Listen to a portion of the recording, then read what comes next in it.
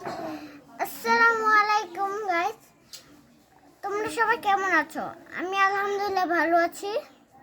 আমার বাবা মাও ভালো আছে।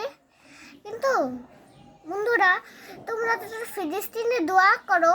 আমার ভাই, ছাত্র ভাইরা অনেক কষ্ট আছে। তোমরা এগুলো দোয়া করবে, কারণ আমার ছাত্র ভাইয়ারা তো অসুখ মারা যাবে, আবার ফিলিস্তিনি হয়ে যাবে। ফিলিস্তিনি কারণ অনেক কষ্টই থাকে।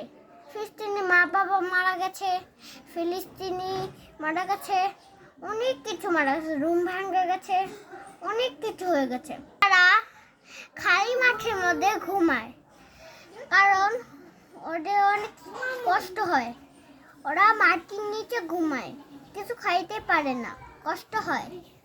তার জন্য সাহায্য চাই সবার কাছে। সবাই সাহায্য করে, আল্লাহ কাছেও চায়, আল্লাহ খাবার দেয়। আল্লাহ অনেক ভালো। তোমাদের অনুষ্ঠ ফিজিস্তি সবার জন্য দোয়া করবে। হাফেজ।